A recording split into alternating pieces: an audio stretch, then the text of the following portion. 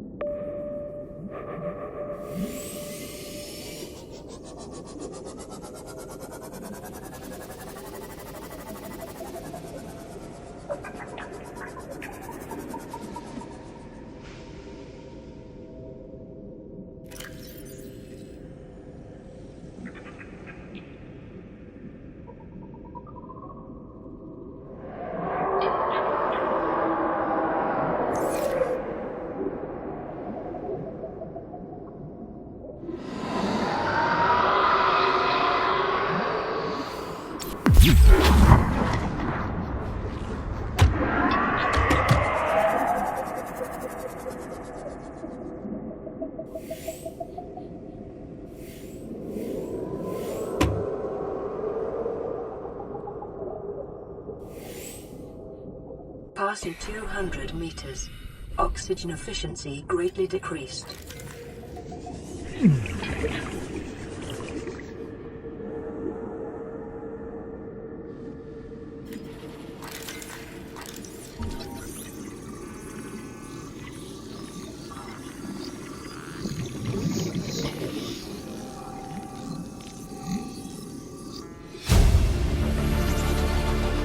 New blueprint acquired. Integrating new... I thought it might get claustrophobic living underwater. Father feels it is. He'd tell me it was childish, but I stare out the window and sometimes I think how lucky I am to see this world up close. Back on the island, I wouldn't have believed the creatures that live down here. The fish, they glow. There's one that's 90% eyeball. Snakes twice the length of a habitat compartment. Certainly, it's not all friendly. Most of the plant life is toxic. Learned that the hard way. But I've managed to coax some marble melons into growing indoors. And when they don't cover our dietary needs, well, we eat the fish themselves. It's a bit gross, but it's nothing they wouldn't do. I've been attempting to document my findings. Father approves. He says understanding is power, that the more we know about this planet, the more we can use it to our advantage. I'm just doing it because it's fun. It's not easy without proper equipment and network access, but the old-fashioned way, 30 seconds. observing, taking notes, testing theories, shows me the world in a way a spectroscopic analysis never could. Lately I've been watching the crab snakes. They ambush their prey as it tries to feed on the mushrooms they hide in. What they don't eat settles on the seabed, which fertilizes the mushrooms, which feeds the herbivores, and so the chain continues. Co-evolution gives me the fuzzies.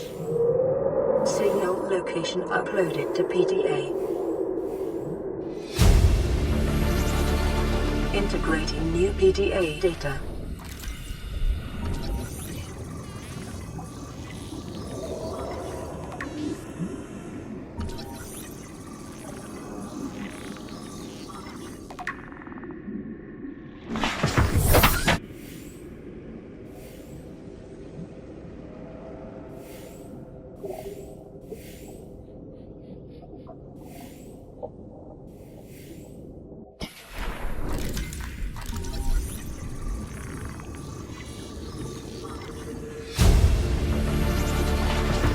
New blueprint acquired.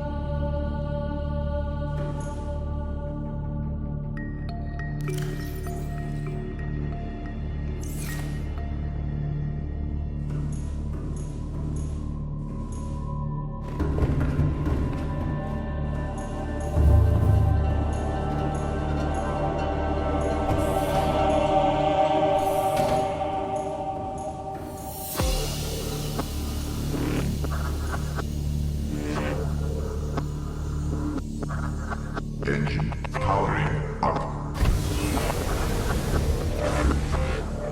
Engine powering down.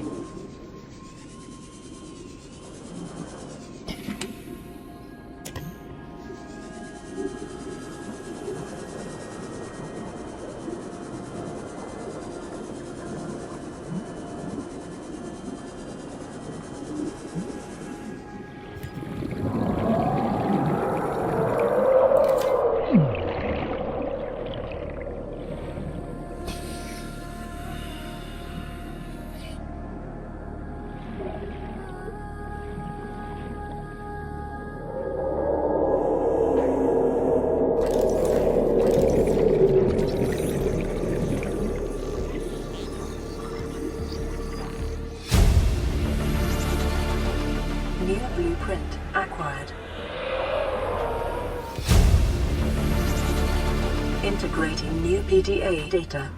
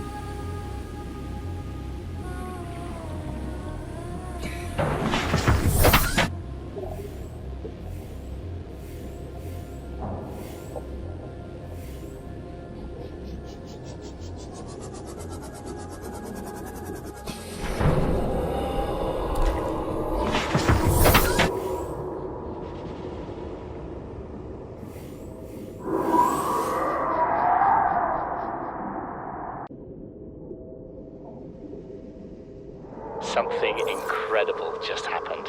Since we're down here, I had this plan to build equipment and study the life forms we were encountering, but I didn't have enough enameled glass.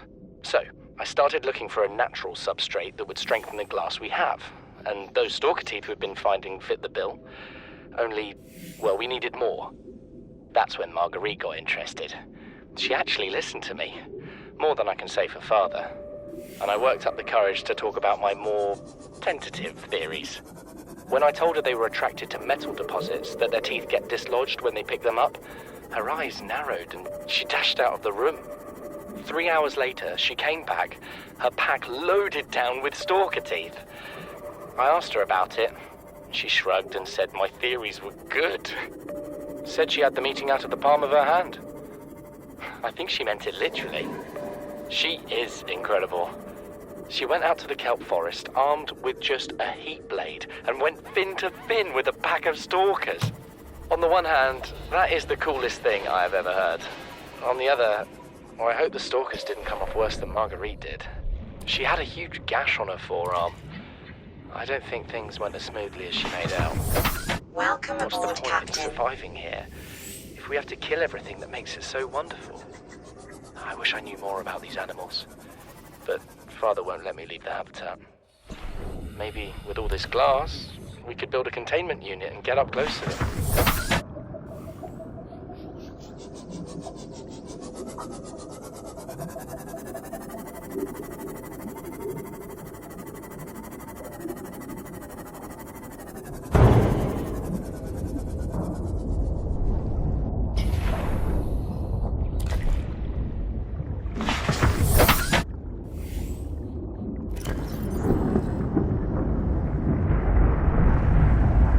First time I've seen sunlight in months. After all that time in the deep, I'd been dreaming of it. Now that I'm back here, I'm finding it hard to enjoy alone. Father was right. We should never have left this place. We shouldn't have gone so deep. They do not want us down there. Despite my best efforts, ill health is taking hold of me. The visions are getting worse. Marguerite and Father are now part of the ecosystem of this incredible planet. It's reassuring to know that when I go, I'll join them. Until then, well, there's always the view.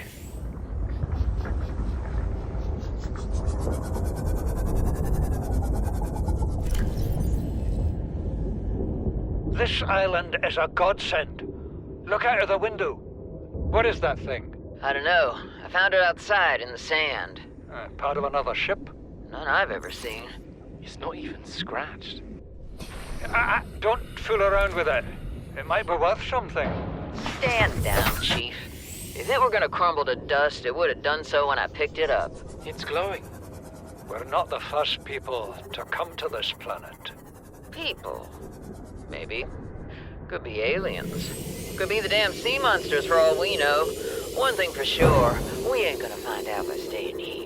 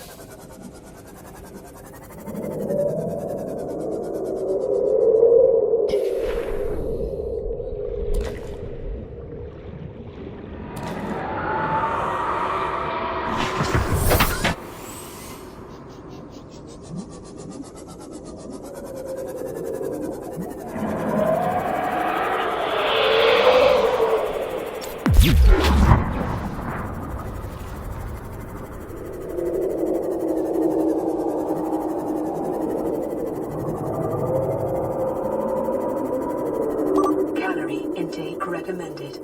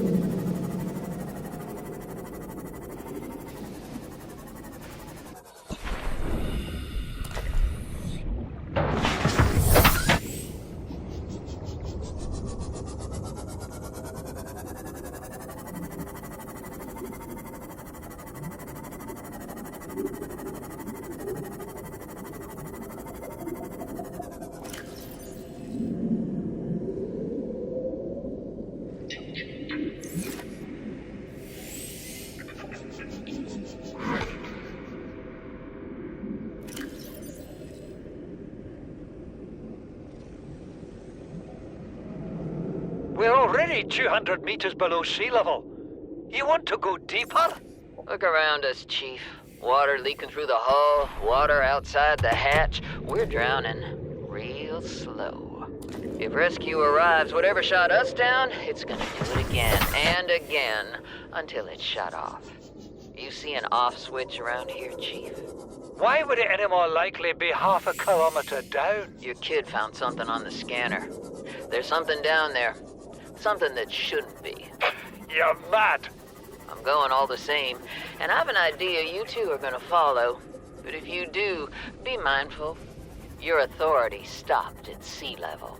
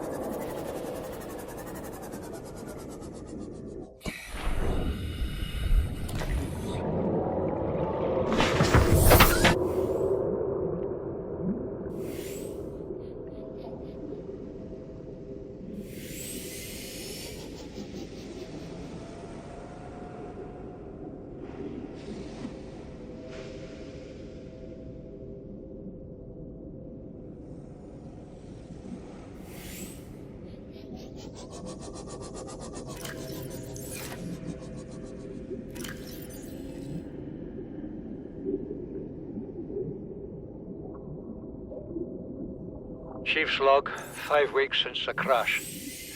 The only other survivors are my son, Mott, and Maida, the cut-price mercenary I commissioned for the journey. After days drifting in the life pod, rain hammering on the roof, The weather cleared and we washed up here. I had Maida salvage the Degazi wreck, set Bart to finding us a stable source of food. His education is paying off sooner than I'd anticipated. Our only problem is Maida. She says the weather's going to turn. I say she's finding excuses to risk our lives. I imagine she's not gonna weaken her life without a physical altercation, but she's itching for a fight. Systems In every online. judgment she makes, things go from bad to worse. If she had my experience, she'd have more faith. Humans have spent millennia specializing in how to shackle nature to our will. This planet won't cause us any new problems. My one task now is to keep us alive, as comfortably as possible, until the insurance company arranges rescue. In this part of space, that could be months, or even years. Emergency. Starvation imminent. Seek calorie intake immediately. Vital signs stabilizing.